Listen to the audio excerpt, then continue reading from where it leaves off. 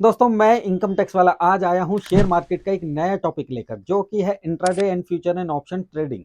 जी हां दोस्तों, हर रोज लाखों लोग एफ एंड ओ से पैसे कमाते हैं और कभी कभी लॉस भी हो जाता है।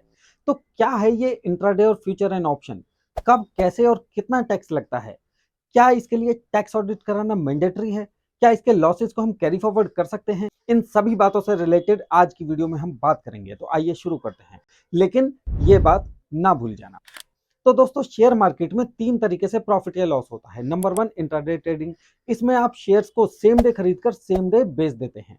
नंबर दो, फ्यूचर एंड ऑप्शन।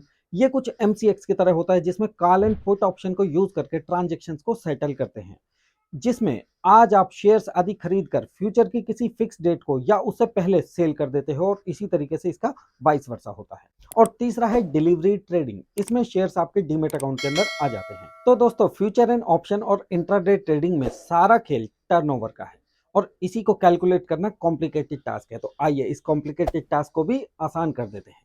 इसे एक टेबल की हेल्प से समझते हैं। पहले लेते हैं केस वन। मान लीजिए आपने 1000 शेयर 500 रुपीज पर शेयर के रेट से खरीदे, तो टोटल परचेज प्राइस बनी 5 लाख रुपए और वो शेयर आपने 700 रुपए पर शेयर के रेट से बेच दिए, तो आपके टोटल सेल प्राइस बनी 7 लाख रुपए, यानी कि आपको प्रॉफिट हुआ 2 लाख रुपए का। अब एक केस टू लेते हैं। अब आपने 1000 शेयर 400 के रेट से परचेज किए और 300 के रेट से सेल कर दिए, यहाँ पे आपको लॉस हुआ 1 लाख रुपीज का। इसी तरीके से आपने और भी दो ट्रांजेक्शन किया। अब इन सब का टोटल हुआ कि परचेज प्राइस हुआ टोटल 1 करोड़ 72 लाख रुपीज और सेल प्राइस हुआ 1 करोड़ 96 लाख रुपीज और तीसरा टोटल हुआ 26 लाख रुपीज। अब इनमें से आप किस फिगर को टर्नओवर मानोगे? दोस्तों इनमें से 26 लाख रुपए यानी 26 लाख रुपीज टर्नओवर की फिगर है। अब आप ये कहेंगे सुदेश जी आपने तो इसमें लॉस को भी ऐड कर दिया, इसे क्यों टर्नओवर हम कहेंगे? मैं कहूंगा कि आप अपने हिसाब से बिल्कुल सही सोच रहे हो, लेकिन इंडियन इनकम टैक्स एक्ट और institute of chartered accountant of India की गाइडलाइंस में ऐसा लिखा हुआ है और यही सही है। लेकिन कैसे सही है इसे मैं अभी नहीं बता सकता, वीडियो बहुत ज्यादा बड़ी हो जाएगी। अब दूसरा सवाल, इस टर्नओवर पर इनकम टैक्स कैसे लगता है और किस रेट से लगता है? देखिए इनकम टैक्स को समझना आसान है। कितना अच्छा जोक है। आपको एक बात बताता हूं। एक बार गॉड ने किसी आदमी से कहा कि कोई वरदान मांग ले, तो उस आदमी ने कह दिया कि मुझे इनकम टैक्स समझ नहीं आता, इसे मुझे समझा दो प्लीज। गॉड सेज कि कुछ और मांगे, इनकम टैक्स तो आज तक मुझे भी समझ में नहीं आया। तो गाइस फ्यूचर एंड ऑप्शन और इंट्राडे ट्रेडिंग से होने वाली इनकम पर टैक्स लगाने के दो ऑप्शन हैं। Number one, presumptive taxation scheme under section 44 AD. Number two, normal business scheme. अब एक एक करके इन दोनों ऑप्शंस को पॉइंट की शेप में मैं बताऊंगा। पहले सेक्शन 44 एडी के प्रीजेम्प्टिव टैक्सेशन स्कीम को लेते हैं। इस स्कीम में टर्नओवर का 6% को प्रॉफिट मानकर उस पर टैक्स पे करना होता है और टर्नओवर कैसे कैलकुलेट करते हैं ये मैं अभी आपको बता चुका हूं। लेकिन अगर एक्चुअल प्रॉफिट 6% से ज्यादा है तब आपको एक्चुअल प्रॉफिट पर ही टैक्स देना होगा, यानी सेक्शन 44 एडी में लिखा हुआ है 6% और 8% ऑफ द टर्नओवर और actual profit whichever is higher that is taxable. यहाँ पे मैं आपको एक बात क्लियर कर दूं कि सेक्शन 44 एडी में वैसे तो सेल का 8% अमाउंट पर प्रॉफिट लगता है, लेकिन वो तब है जब आपकी कुछ सेल कैश में भी होती हो। अब ये तो आप जानते ही हैं कि फ्यूचर एंड ऑप्शन और इंटरडे ट्रेडिंग के केस में 100% ट्रांजेक्शन डीमैट अकाउंट के थ्रू होती हैं, इसलिए इस पर प्रॉफिट हमें 6% को मानना पड़ेगा, ये लीगल है। नेक्स्ट, इस तरीके से जो भी प्रॉफिट आएगा उस पर आपको नॉर्मल स्लैब रेट से टैक्स देना होगा और फाइनेंशियल ईयर 23 एंड 24 के लिए नॉर्मल स्लैब रेट ये है। नेक्स्ट, अगर आप सेक्शन 44 एडी में रिटर्न फाइल करते हो तो आपको बुक कीपिंग या अकाउंटिंग नहीं करानी। लेकिन अगर आप कहते हो कि मुझे लॉस हुआ है या मेरा प्रॉफिट 6% से भी कम है, तो मेरे ऊपर क्या सेक्शन 44 एडी अप्लाई हो सकता है?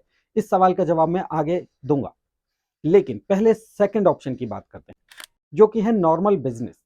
अब आप नॉर्मल बिजनेस का ऑप्शन ऑप्ट करते हो तो आपको अकाउंटिंग करानी मैंडेटरी हो जाएगी। दूसरा, आपको balance sheet, profit and loss account भी बनवाने होंगे।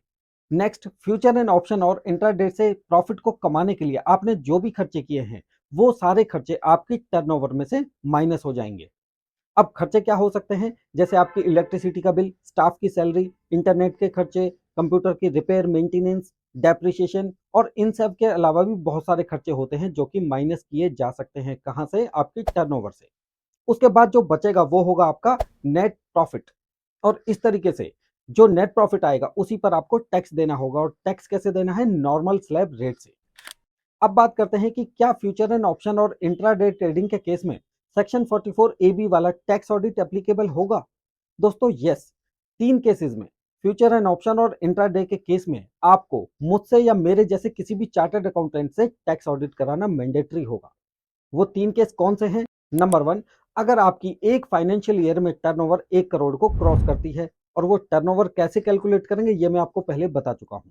दूसरा केस, जब आप ये कहते हो कि मुझे फ्यूचर एंड ऑप्शन या फिर इंट्राडे से लॉस हुआ है, तब भी आपको टैक्स ऑडिट कराना मैंडेटरी होगा।